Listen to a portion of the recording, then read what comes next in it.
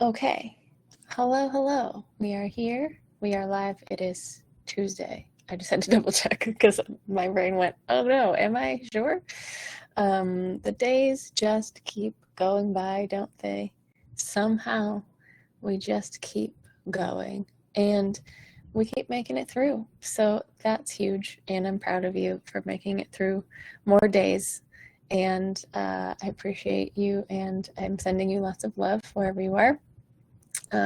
It's a lovely day here on Maui, and I have been working with a lot of awesome singers.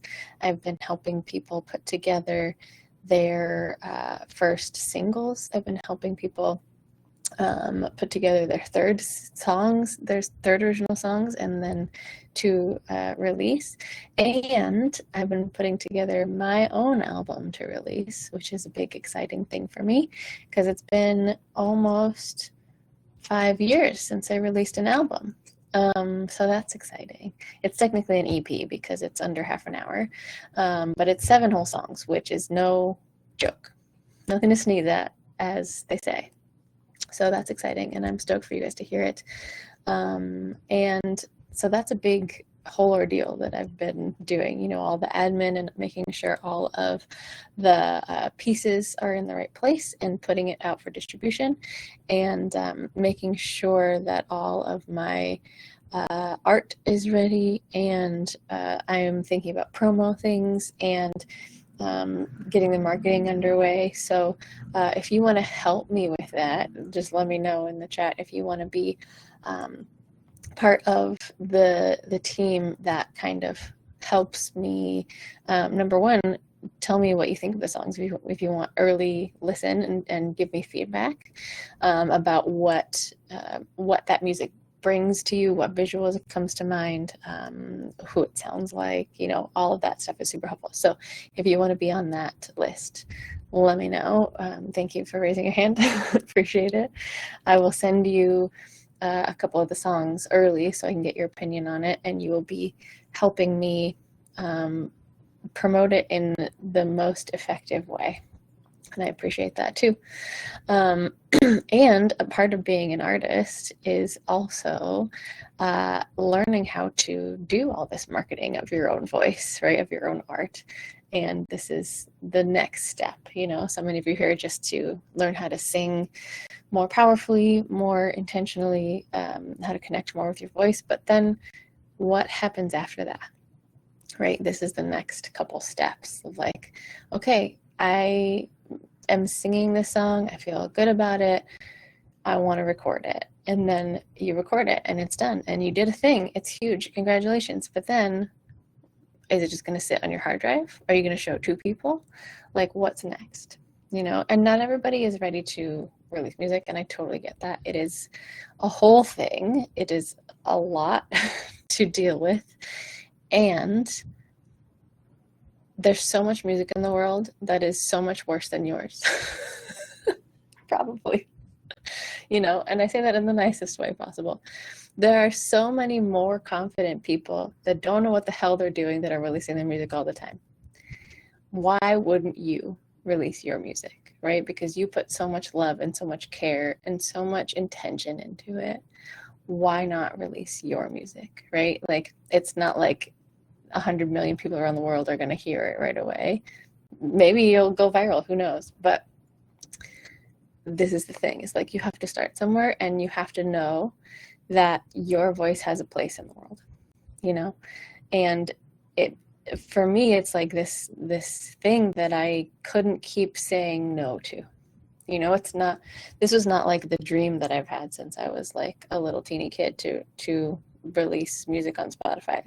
I didn't know Spotify existed at that point, yes, but I knew that I wanted to sing. I just didn't know what it was going to look like, and I didn't know that that's what I wanted to do with my career. I just knew I really loved singing.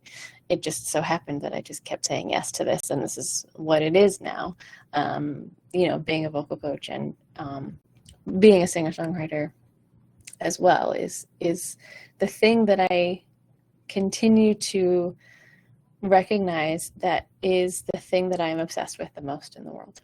It is the thing that I cannot put down for very long. It is, if I do, it just nags at me, and when I see other people doing it, there's something inside me that's just like, I gotta do it, why are they doing it and I'm not doing it? I can totally do that.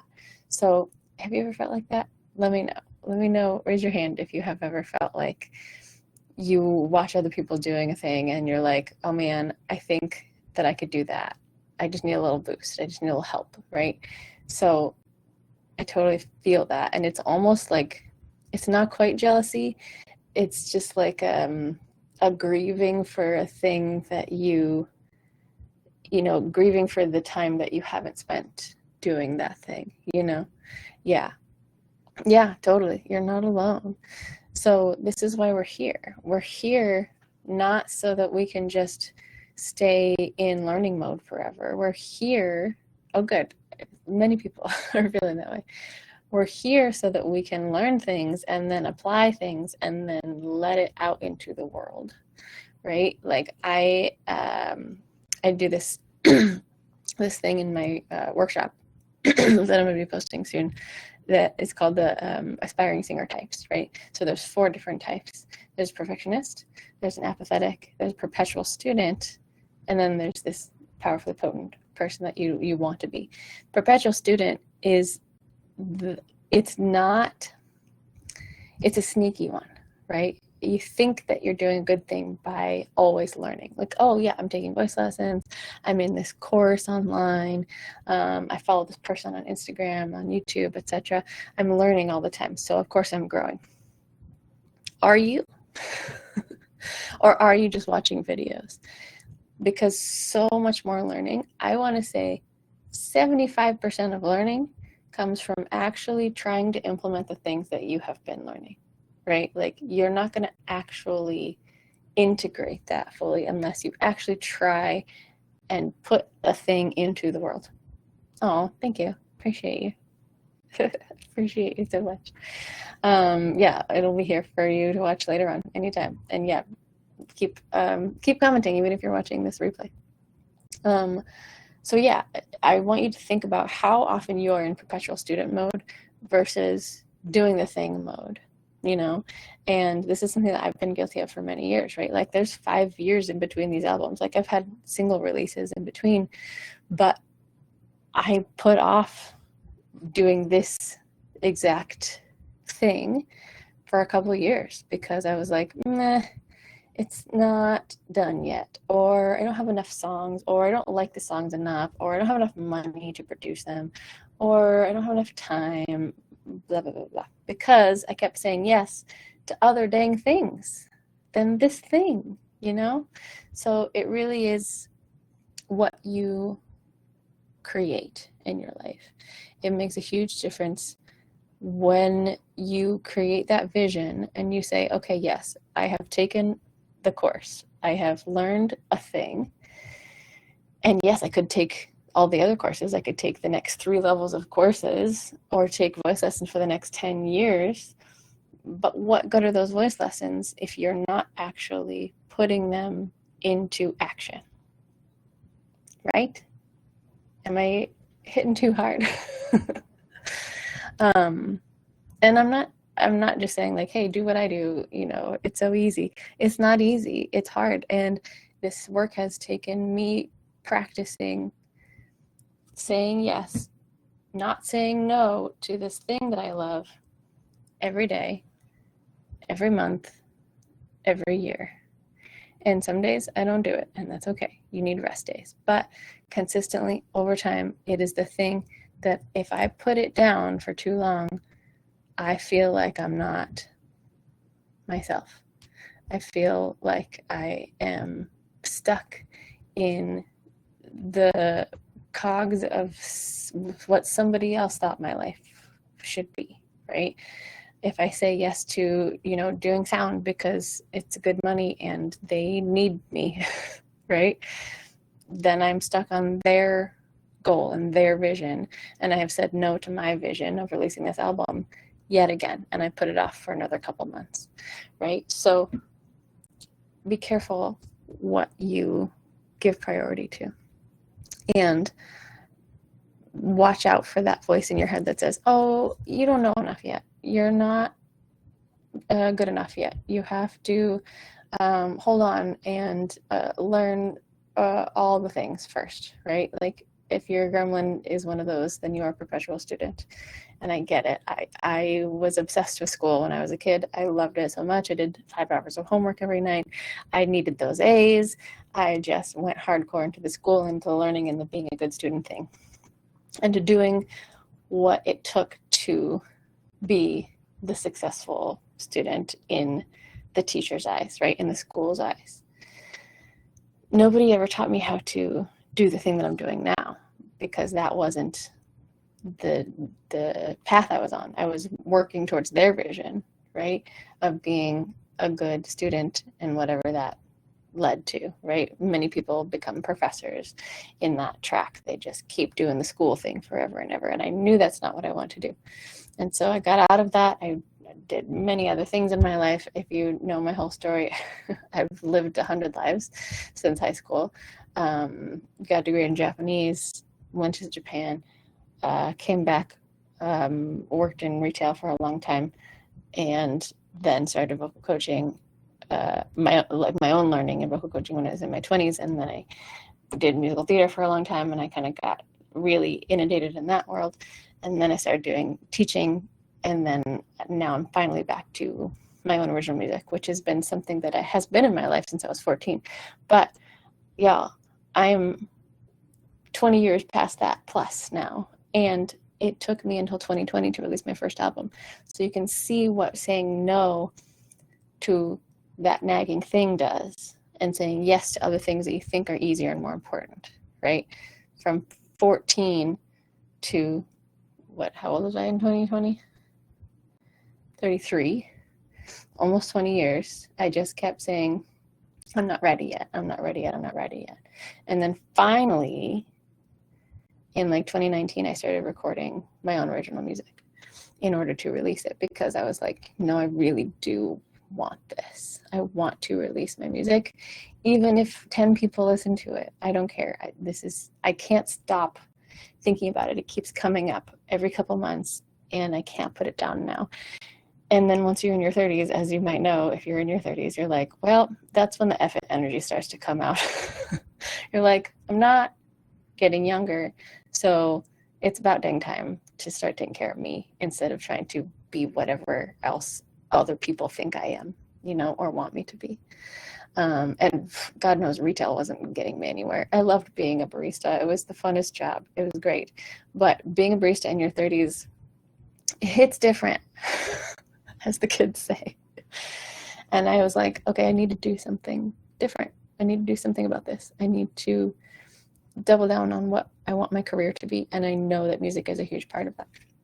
So I doubled down on the vocal coaching in order to get my own skills up, as well as be able to fund my own artist career, So I'm building my skill on both sides at the same time, which is amazing. And I get to walk that walk with you guys if you are on the artist path as well. Even if you're not, even if you're just like, I just want to go be in musicals, or I want to, love you too. I'll see you soon, hopefully.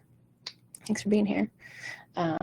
Whatever the goal, whatever the big rainbow in is for you, if it's not recording artist, cool, totally fine. If you want to be a performer, amazing. Be in musical theater, go do that. It's really just important to know what you want, though, and make sure that it is what you want and not what somebody else has told you that you should do for whatever reason, So what's your next step is the question, right? Like, what can we do while you are still learning and taking vocal lessons, or in my membership, like you're still getting exposure to that support for your voice and for your creativity and your creative self, either as just a singer or a singer-songwriter, whatever you identify as. And at the same time, what actions can we be taking to move you one step beyond just being a learner? Because I love you all, but I always tell my students, like, I don't want to keep teaching you for 10 years. Like, it's too much. It's too much. You don't need me for that long. You need me for 3-4 years max to really reach your full potential. And then go do your thing. Take action. You're going to learn so much more taking action than you are by sitting in my studio and asking me what's right and wrong. You know, so I do my best to prepare you for those options and those opportunities to take action, based on like teaching you my methods and how to be your own vocal coach in the future, and how to read your nervous system, how to accept your nervous system as it is and not blame it for being the problem in whatever your singing is, but to acknowledge it as the canvas and the big reason why maybe your voice doesn't exactly sound how you want it to sound, and how we can accept that and move through it and choose to learn different patterns while loving your nervous system and biology as it is. You know, so that's the stuff we work through. And then ideally at the same time, you're taking steps. So like I have students who are, even though they know they have more vocal work to do, they are recording. It may never be released because they don't feel ready yet, and that's okay. But they are recording and they are writing songs and they are saying, yep, I'm taking this action. I don't need to just keep going to vocal lessons and just practicing different songs without an actual direction. You know what I mean? So what is your action? And if you have no idea, let's work backwards from what your vision is, right? Is your vision to be a recording artist? Is your vision to release an EP? Is your vision to go join a band? Is your vision to be the lead in a musical? Is your vision to go be Chaperone's backup singer? Like that's a great vision too, but you got to have a vision. So then we can work backwards from there, right? Are you on the performer track? Are you on the recording artist track? Are you on the songwriter track? What does that look like? And how can we cut that in half, right? So for example, if you want to go be Chaperone's backup singer, cut that in half, come back. Okay, maybe it is just becoming a backup singer to a local band who is doing well, in your area. Okay, great. How do we get that? Okay, usually there's auditions that they have depending on the band. Important to go see their shows and to meet them, first of all. And it is important then to maybe take a step back from there and what's working backwards. Have you ever done an audition for a band, right? Have you ever done an audition at all? What does that look like? How do I create a repertoire for the audition, the specific audition that I need to do, right? What kind of music are they doing? And do I have enough of that style of music in my repertoire? Okay, now I have my first step.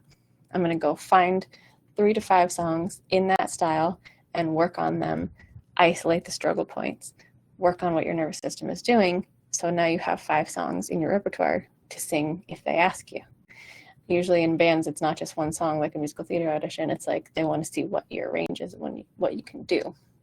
So there you go. There's your next 2 or 3 steps. But if the big vision is overwhelming, don't think about that big vision, right? You're thinking about, okay, my goal is to get up on a stage and sing. Not solo yet. I don't need that or want that. My goal is to be a backup singer. And that is plenty for me. That is a big dream.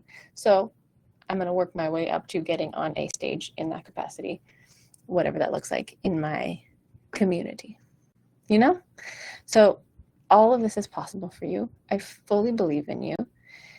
And don't stay stuck in learning mode, okay? Don't stay stuck in school mode because it's so easy to do that, especially if you are a school person like me. It's our comfort zone. And I get that and I love that for you. And it's time to try out action. And I know it's going to feel scary at first, and it's going to feel very strange for your nervous system. It's going to feel like you are doing the wrong thing at first, very possibly because you'll have these nervous things that show up, like sweating more. Your gremlin just goes off and he's starting to really get in your head about like, hey, you sure you should be doing this? This is big. You're not ready. You're just a small little fish in a big pond, right? That's how you know that it's a gremlin voice, is if it is basically telling you to shut up and be small. if it is you're actually doing the wrong thing, your body will feel it. Like it's less about the mind than it is the body when it is actually the wrong decision. But the brain is just full of prediction mechanisms, right? Like, so if you're doing something that you've never done before, it has no way of predicting your safety. So that's why the anxiety gremlin goes off and starts freaking out about things because you're doing a new thing and you're showing it through trial and error because that's the only way that you will be safe. But you have to remind the body that you are safe first, and then you will find yourself in a place where you can take one little step forward. Even if you're shaky, even if you're sweaty, you do it. And then the next time you do it, your body's like, oh wait, we've done this before recently. Okay, I'm not at a level 10 alert anymore. I'm just going to go down to level 9. You know, and this is how we grow. So what is the thing for you? Let me know in the comments. What is your vision for yourself? Are you on a recording artist track? What's the thing that you want? Even if it feels scary to say it here. This is a safe space. Nobody's going to poop on you for saying the thing you want here. And if they do, to the moon. I'll kick them out. So I just wanted to share that as I am creating my own album release schedule. I've been thinking a lot about that, like what it takes and how long this has been coming. How many times I've had to say no to other things, and how many times I've had to say no to that gremlin to keep being Delulu, right? This is what it takes. You got to be a little Delulu to do the things that you want to do in the world, but it takes Delulu action and not just Delulu wondering or Delulu daydreaming. It takes Delulu action. Yes, I want to perform on stage and make people feel things. I love that so much. Okay, so what's your first step? Have you been on stage already recently? What does that look like to you? Do you have people you want to perform with? Have you talked to them about this dream? Let's do it. Let's make it happen. I don't know them, but I'll help them. I'll help them too. No? If that is the case for you, let me know what that looks like. And yeah, just message me. I'm on your side, wherever you are in this journey. And if you want vocal help and nervous system tools and tidbits, and you want to learn more about the nervous system as a performer, my Vocal Magic membership is the place to be. It is so much more affordable now because it is not a set 6-month course anymore. It is a membership. And so if you are needing a little support, it's a lot of support, but you can use it for however little or much you want. I'm here with you guys sitting on a Zoom live 3 times a month.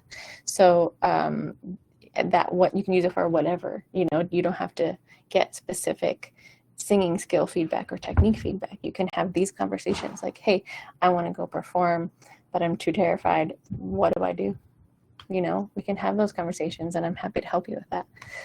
Or maybe you bring, you're like, okay, I want to audition for this band. It's happening next week, but I don't have any songs prepared. What do I do? Help me. Help me pick songs. Great. I'm happy to do that. But if you want that individualized feedback, Vocal Magic membership is the place to be, my friend. And I don't have it posted anywhere, but if you have been here and you have been listening to these lives, you qualify. I promise you are ready. Even if you think you're not ready, this is the kind of thing that you got to jump in before you're ready. And if you want more information, just send me a message. I'm here for you. You really want to be a songwriter for yourself and for other people. I love that. My first step has been to just cultivate my style and what kind of music speaks to you as a singer and creator. Beautiful. I love that first step.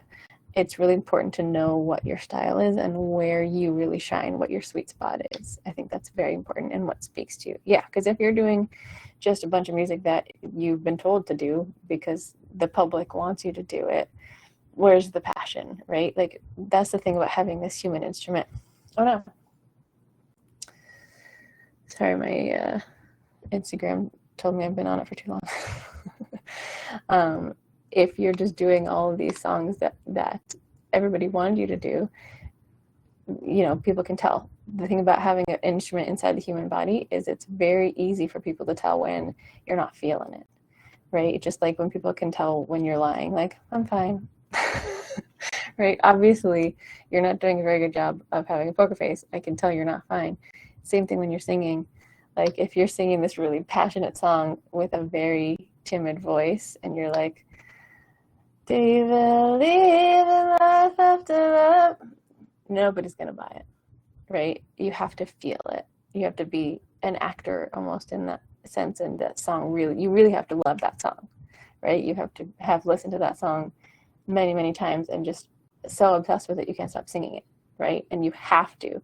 You're so obsessed with it that you had to bring it on stage and share it with 100 people. So then it becomes like your whole body sings it instead of just here, right? Do you believe in love after love? It's so different, So I'm glad that you're thinking about what works for you and what speaks to you. I love this goal. Amazing. Anybody else want to share a goal real quick before I go? Happy to be your cheerleader. But yeah, that's the story. My first single is coming out July 25th. It's called Messy. Some of you have heard it, some of you have not. Some of you heard it in the beginning stages, and now it's finished, and I'm really excited for you to hear it all together. And then 2 more singles after that over the summer, and then the album will be out in October. So I'm really excited. It's my favorite work that I've ever done, and I have really awesome people that I've been working with. I have like the most amazing string players on this album. You guys, if you like strings, you're gonna love this album. Really, really amazing stuff. I have a fiddle tune with a mandolin, and then I have some really beautiful, like, flowy orchestral strings on a couple of them, and it's really great. I want to open for musicians that inspired me to make music. Incredible. I love that. Collaboration and being in the same world and in the same sphere as your favorite musicians is such a great goal. I'm just curious, what's the bigger goal after that? Do you want to be the headliner and have people open for you? Not to push you in the other direction, but what's the first step to get to those spots? Do you perform already? Where can we get you into bigger and better venues that these people perform at? And who do you need to talk to? And what kind of songs do you need to be writing and performing to be in the same world as those people, right? Do you need to write more songs? Are they mostly original, or do they do covers? What does that look like? I have many questions for you. That's a great question. Avoiding the vocal fry and how not to stay there during conversations. I am the worst at that. If you can tell, I talk down here a lot. Not the worst, but it's kind of where I hang out a lot. Just how I speak, I guess. I don't know. Maybe it's an accent thing, Colorado accent, if that's a thing. But ideally, you just want to think about the placement, right? So I like to think of this as a ladder. So the vocal fry really just comes in when you're super low, like, oh my God, like Kim Kardashian style. So if you just think about lifting a little bit, like here, instead of here, not here, here is just enough to get you out of that vocal fry. And so that you don't have to think of it as like fully up here. You don't have to be hyper feminine and not natural to yourself. Although the higher you go, the less of that weight sometimes will be on there, depending on your voice and how you usually talk. But just think about going up 1 floor in your house to where you speak, right? Like, don't try and be fake about it. Like, talk how you want to talk, but also give it some breath and some power so that sound lifts off the floor a little bit, So you're trying to hover in your plane as opposed to just landing, crashing into the ground all the time. You know what I mean? So instead of like, hey, I really wanted to say, hi, I really wanted to say this, right? You can hear the difference in my voice. I'm just lifting it. I'm not trying to be fake or trying to be like, hi, I really wanted to say that. That's not how I talk. I am very direct and very chill and slow and straightforward. Actually, when I get excited, I talk really fast, so just kidding. But when I notice I'm really in my vocal fry like that, and I can feel it, you can feel the scratchiness. And if you're one of those people, you end up causing some extra exertion and sometimes exhaustion because you stay there for too often. Not to say the vocal fry isn't good sometimes. It can be therapeutic, but if you use it all the time, it's not great. So yeah, just think about lifting. Is it helpful? Just get a little more curious in your voice, a little more excitement. Oh my gosh, instead of, oh my gosh. Yeah, find the happy medium between fake and authentic and just hover instead of crashing into the ground all the time. Hopefully that's helpful. All right, I'm gonna go eat some lunch and chill. Yeah, that's what it is. It's always scratchy. When you're doing it all the time, that's probably causing the scratchiness. So if you can spend more time out of that low part, you will be affecting your voice in a very different way. Don't forget about the breath too. A lot of time when I find myself in vocal fry, it's because I'm talking really quietly and I'm not giving it the power and the momentum behind my voice that I know I probably could be. So talk a little further out, right? Give yourself a direction instead of talking to somebody who's right here. Hi.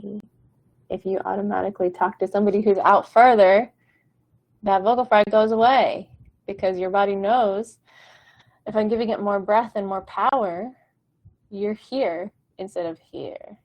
Can you hear the difference? So breath, direction, lift, and hydrate. Rest and hydration is the best thing for your voice. So if you find your voice feeling scratchy more often than not, take some vocal rest and drink a whole ton more water than you're drinking. And then if it doesn't go away, go see an ENT. Deal? Don't rely on a vocal coach for actual issues, actual vocal issues. But most of this stuff will go away if you rest and drink water. Okay, appreciate you. Thank you so much for being here. Oh, that's so nice. Thank you always for saying that. I appreciate you. Have an awesome day too. I'll see you soon.